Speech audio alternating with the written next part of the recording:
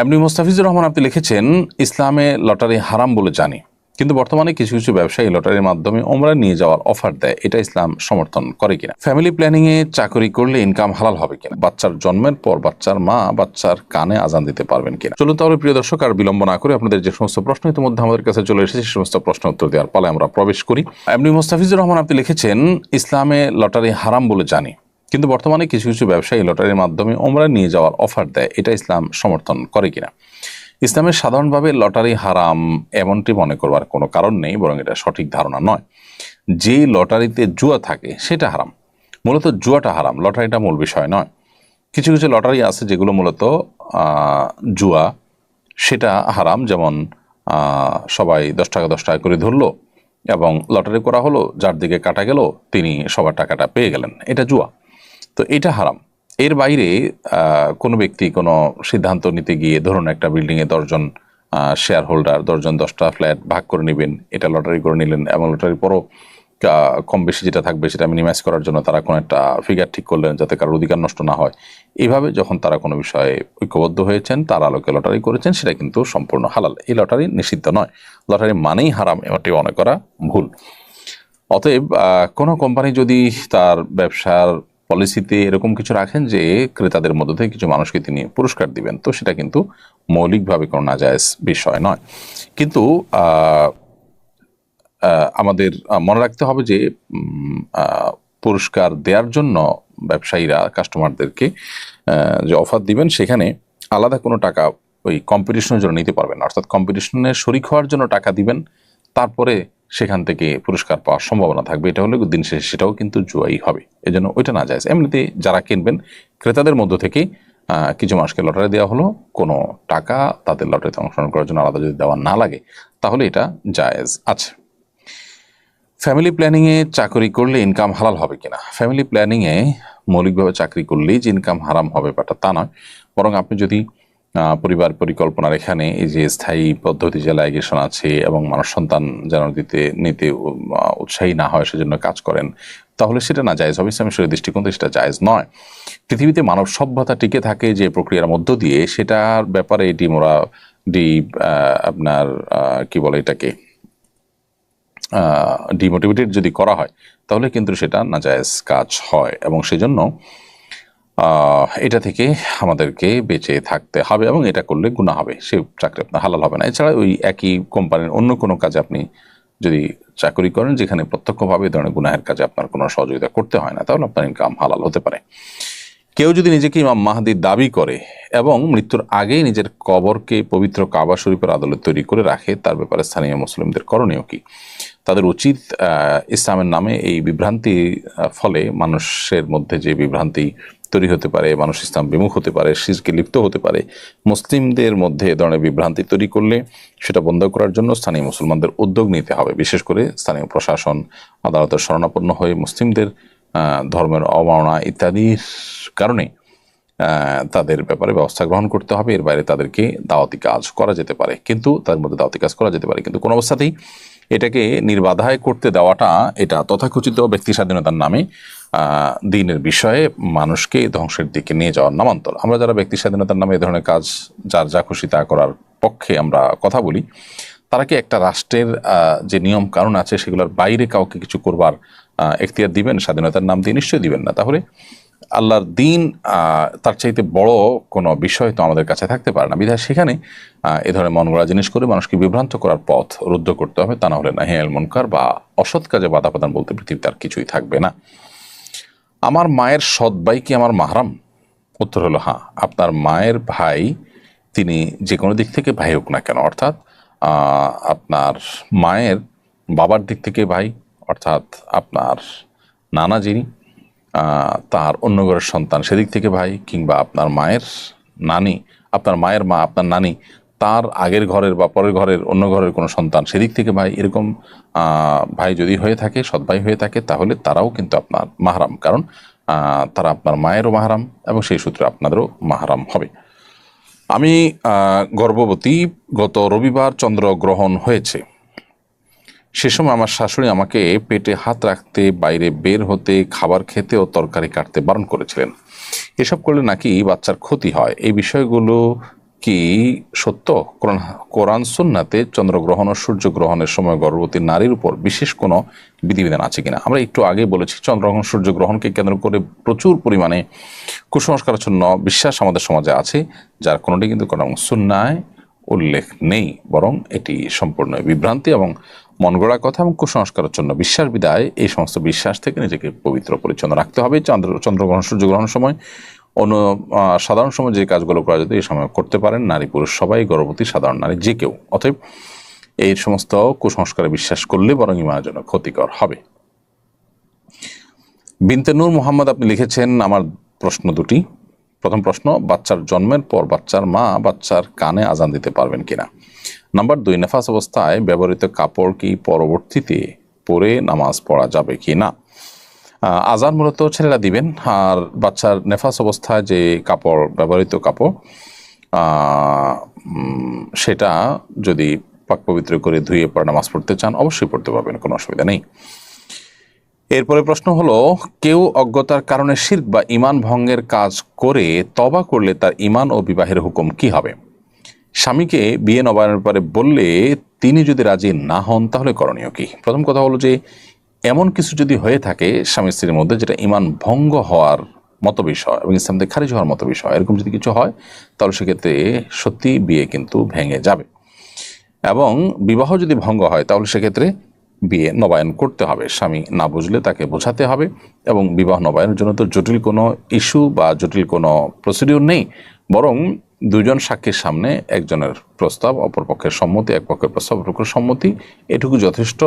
না সর্বনিম্ন কিছু মহর নির্ধারণ করলে এটুকু যথেষ্ট। অতএব এটার জন্য অনেক ডাকডোল পিটিয়ে যে বিয়ে পড়াতে হবে এমন না, সে জিনিস তাকে বোঝানো দরকার এবং তাকে কাউন্সিলিং করিয়ে হলেও হালাল সম্পর্কে আসতে হবে। যদি সত্যি বিবাহ ভাঙার মতো বিষয় ঘটে থাকে, অর্থাৎ ইসলাম থেকে খারিজ হওয়ার মতো কিছু করে থাকেন, এই জন্য কী হয়েছে কি বলেছেন তাতে ইসলাম থেকে খারিজ হয়েছেন কিনা সে বিষয়টি আগে নিশ্চিত হতে হবে। মেয়েদের মধ্যে বিড়াল পালার ট্রেন্ড চালু হয়েছে, অনেক ছেলের মধ্যে বিড়াল প্রেমী লক্ষণীয়। বিড়াল পালার ফজিলত বয়ান করতে গিয়ে অনেকে আবু হুরায়রা রাদিয়াল্লাহু তাআলা আনহু বিড়াল পালার ইতিহাস বলেন। প্রশ্ন হলো, বিড়াল পালার কি আসলে কোনো ফজিলত আছে? বিড়াল পালাটা জায়েজ, সাহাবায়ে কেরাম বিড়াল পেলেছেন। নবী করিম সাল্লাল্লাহু আলাইহি ওয়াসাল্লাম বাসা বাড়িতে বিড়ালের প্রদক্ষিণ করার বিষয়টি তার হাদিসে উল্লেখ করা আছে, তার মানে এটা জায়েজ আছে, তিনি এটাকে স্বাভাবিকভাবে দেখেছেন। সাহাবীরা কেউ কেউ বিড়াল পেলেছেন, নবী করিম সাল্লাল্লাহু আলাইহি ওয়াসাল্লাম সেটাকে নিষেধ করেননি, অনুমোদন দিয়েছেন, তার মানে এটা জায়েজ। বিড়াল পালার আলাদা কোনো ফজিলত, এটা পারলে সওয়াব হবে বা কোরআন হাদিসে কোনো উৎসাহ দেওয়া হয়েছে আলাদা করে, এরকম কোনো কথা বর্ণিত হয়নি। তবে আল্লাহর যে কোনো প্রাণীর প্রতি, আল্লাহর যে কোনো সৃষ্টির প্রতি আপনি অনুগ্রহ করলে তার কারণে আল্লাহর কাছে আপনি সওয়াব পাবেন, সেটা সাধারণ কথা এবং সব ক্ষেত্রেই প্রযোজ্য। সেই হিসাবে বিড়ালের প্রতি আপনি দয়া করলে, মায়া করলে, তার প্রতি আপনার সদাচরণ থাকলে এবং একটা প্রাণীর প্রতি আপনার যদি আপনার মুসলিম হিসাবে, মানুষ হিসাবে তার দায়িত্বশীল আচরণ করেন, তাহলে সেক্ষেত্রে এটা সওয়াবের কারণ হবে। কারণ নবী করিম সাল্লাল্লাহু আলাইহি ওয়াসাল্লামের হাদিসে পরিষ্কারভাবে উল্লেখ হয়েছে যে ফি কুল্লি কাবিদিন রতবিন আজরুন, প্রত্যেক প্রাণী যার মধ্যে প্রাণ আছে তার কোনো কল্যাণ সাধন করলে আপনি সওয়াব পাবেন। এম আরিফ আবির আপনি লিখেছেন, মৃত ব্যক্তিকে রাষ্ট্রীয় মর্যাদা দাফন করা কি ইসলাম সম্মত? রাষ্ট্রীয় মর্যাদায় দাফন করার যে প্রক্রিয়া আমাদের সমাজে চলমান আছে, সেখানে ডাকডোল পিটিয়ে তাকে দাফন করা হয়। যেই মিউজিককে শরীয়ত হারাম করেছে, একজন মৃত মানুষকে দাফনের সময় তার যে আনুষ্ঠানিকতা আছে সেখানে যদি এ সমস্ত আপনার মিউজিকের ব্যবহার থাকে এবং সমস্ত প্রক্রিয়া অবলম্বন করা হয়ে থাকে, সেটা বরং গুনাহের বিষয় হবে এবং আল্লাহর কাছে তার জন্য আমাদেরকে দায়ী হতে হবে। সেজন্য এটা সম্পূর্ণ নাজায়েজ কাজ এবং এখান থেকে বেঁচে থাকার সর্বাত্মক চেষ্টা করতে হবে।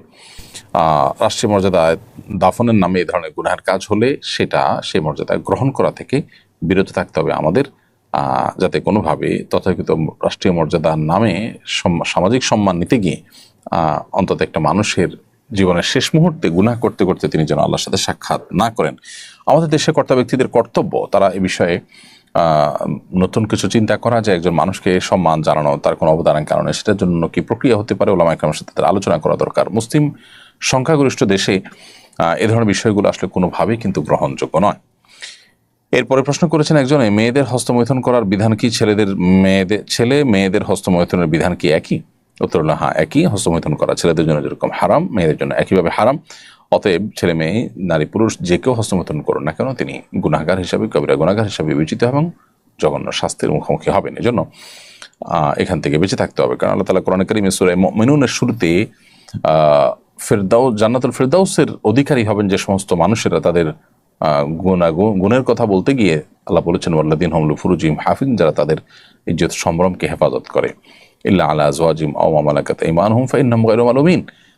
নির্দিষ্ট বৈধ ক্ষেত্রে যেমন স্বামী স্ত্রী তাদের পারস্পরিক শারীরিক সম্পর্কের মাধ্যমে যদি তারা তাদের জৈবিক চাহিদা পূরণ করেন, সেটা শুধু অনুমোদিত। অতএব অন্য কোনো উপায় শরীয়ত অগ্রাহ্য, শরীয়ত অনুমোদন করেনি, অননুমোদিত কোনো উপায়ে যদি আপনি আপনার যৌন চাহিদা পূরণ করেন, সেটা নারী হোক পুরুষ হোক সবার জন্যই কিন্তু হারাম হিসাবে বিবেচিত হবে।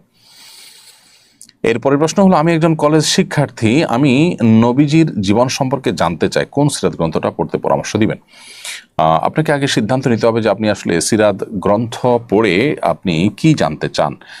নবী করিম সাল্লাল্লাহু আলাইহি সাল্লামের জীবনের ধারাবাহিক ঘটনা প্রবাহ, একেবারে জন্ম থেকে মৃত্যু পর্যন্ত কখন কি ঘটেছে, কিভাবে কি হয়েছে, বিস্তারিত বৃত্তান্ত যদি আপনি জানতে চান, তাহলে আপনার জন্য আর রাহিক আল মাখতুম সবচাইতে ভালো। আর যদি নবী করিম সাল্লাল্লাহু আলাইহি সাল্লামের জীবনে মহানুভবতা, তার দয়া মায়া, এই দিকটাকে আপনার সামনে রেখে তার জীবনে জানতে চান, তার প্রতি ভালোবাসা বৃদ্ধি করবার প্রয়োজনে, তাহলে আপনি সৈয়দ আবুল হাসান আলী নদভী রহমতুল্লাহ আলাইহি নবী রহমত বইটা পড়তে পারেন। সুন্দর অনুবাদ হয়েছে এবং এটা তুলনামূলকভাবে সহজপাঠ্য এবং মাঝারি সাইজের বই, এবং অল্প বয়সী মানুষের জন্য এটা কলেজ শিক্ষার্থী হিসাবে এই বইটা বেশ উপযোগী। এরকম আরও অনেকগুলো বই বাজারে আছে। আপনি আপনার নিড অনুযায়ী কি সিরাতের আপনি আসলে কি ধরনের বই পড়তে চাচ্ছেন, আপনি যদি আরও ডিটেইল জানতে চান, তাহলে কয়েক ভলিউমে যে সিরাত আছে সেই সিরাত গ্রন্থগুলো আপনাকে পড়তে হবে। এরপরে আদিবা ইসলাম আপনি লিখেছেন, আমি অনেক আগে প্রতারণা করে একজনের কাছ থেকে কিছু টাকা নিয়েছি। যখন ভুল বুঝতে পারি তাকে অনেক খুঁজি, এখন শুনছি সে আর পৃথিবীতে নেই। এখন আমি কি করতে পারি? আমি তার ফ্যামিলি কিংবা কোনো বন্ধুকেও চিনি না। তাহলে যে পরিমাণ টাকা আপনি তার আত্মসাৎ করেছেন বা আপনার ভোগ করা হয়েছে বলে আপনি মনে করেন, সেই পরিমাণ টাকা তার তরফ থেকে আপনি গরিব দুঃখীদেরকে দান করে দিবেন, নিজে সবের আশা না করে, এবং তার আমল নামাতে যেন আল্লাহ সব যুক্ত করেন, তার তরফ থেকে এটি দান করে দিবেন, এবং সেই সাথে আপনার এই কর্মকাণ্ডের জন্য আপনি তওবা করবেন। ইনশাআল্লাহ আশা করি যে আল্লাহ তাআলা আপনাকে দায় মুক্ত করবেন। এরপরের প্রশ্ন হলো, আমি ক্যাডেট কলেজে পড়ি, এখানে অনেক নিয়ম কারণ ইসলাম বিরোধী, যেমন মেয়েদের শার্ট প্যান্ট পরতে বাধ্য করা হয়, মিউজিক শোনা, নাচ গানে অংশ নিতে বলা, নন মাহরামের সাথে হ্যান্ডশেক করা ইত্যাদি। এসব কারণে আমি খুব হতাশ ও দুশ্চিন্তায় আছি। আমি চাই কলেজ ছেড়ে আসতে, কিন্তু আমার বাবা মা রাজি নন। কিভাবে তাদের বোঝাবো বা আমাদের করণীয় কি?